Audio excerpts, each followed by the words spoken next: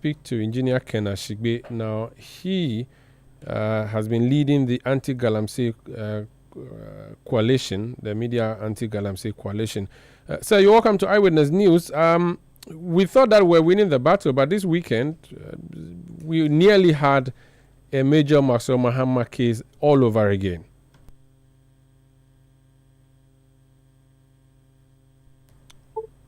Hello, Efo. Good evening. Good evening, Omaro. Yeah, I'm for Analia. So I'm saying that we thought that we were winning this fight, at least based on everything that this government says is putting in place, until the incidents of the weekend came and shocked the entire nation to see soldiers looking helpless and people asking to physically assault. Actually, some were physically assaulting them. And because they had gone to fight against Galamsey, it appears that the battle is long from being won. Well, thank you very much, Omaro. And again, this is despicable. And for me, I think the call by the police, the IGP, and then also the Minister for Lands and Natural Resources are in the right place. Fortunately for us, there are video footages. I heard you asking whether the NAIMOS officials were wearing body cams. If you look at the statement that was coming from NAIMOS, it looks as if this was not it was not one of their operations that they go where they are all fully armed, but it was something, a recce that they were doing to be able to position a permanent team in a particular space, one of the asks that we all have been clamoring for, which they have been doing.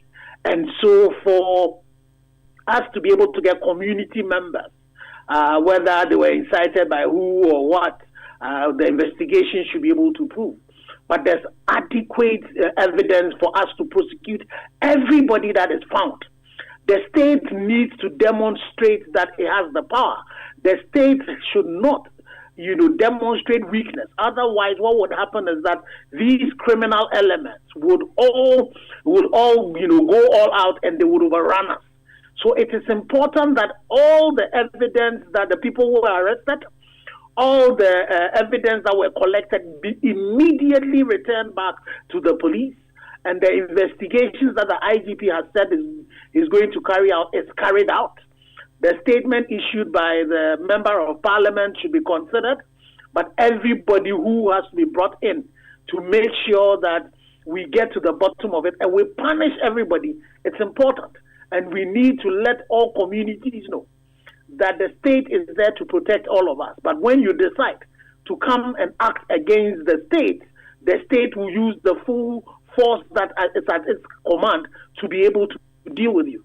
This is the challenge that we're dealing with. You go into places like South America, and this is what is happening. It's organized crime, and they then use elements like this to overrun state apparatus and all of that. We should not allow that to be happening. And so we need to definitely get to the bottom of it and make sure that anybody who is implicated, it does not matter whose ass is God, is dealt with as strongly, as robustly as we require.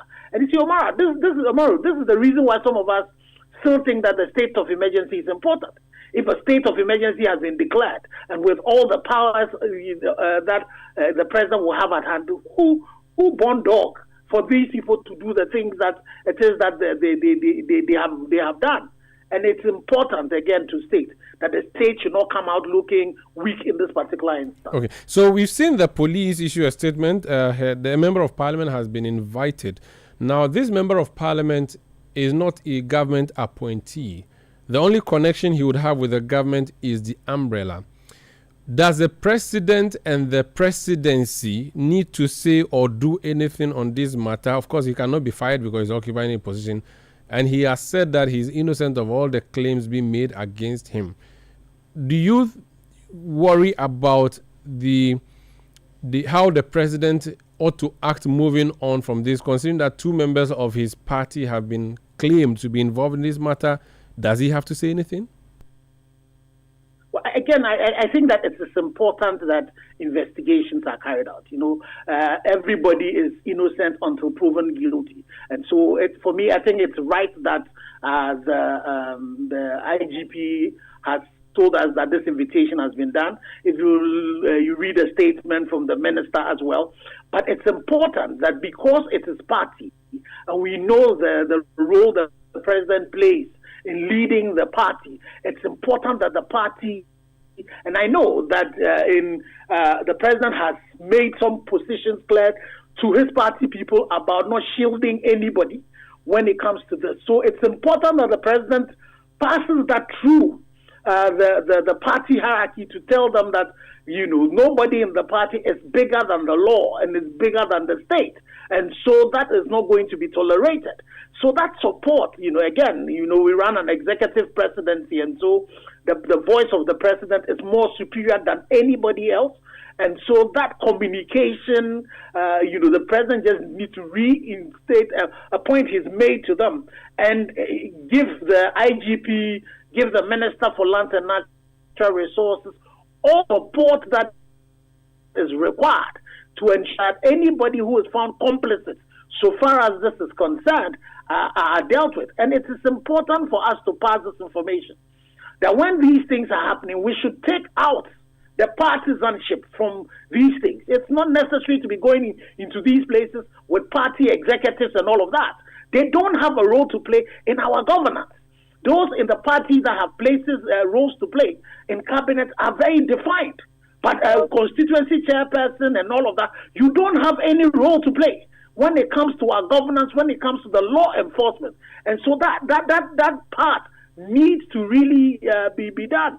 And again, because there's a member of parliament involved, there's also the speaker of parliament who heads that institution as well. And so what we would ask for is the fact that everything should go through the full rigors of the law, and everybody is innocent till proven guilty. But we need to ensure that the arms of government, the arms of the state, come very heavy on anybody who will be found to be complicit in this thing that has happened. Thank you so much for speaking to us. Thank you. That's Engineer Ken Ashigbey. He's with the Ghana Coalition Against Galamsey, speaking to us on the incident from Radium over the weekend in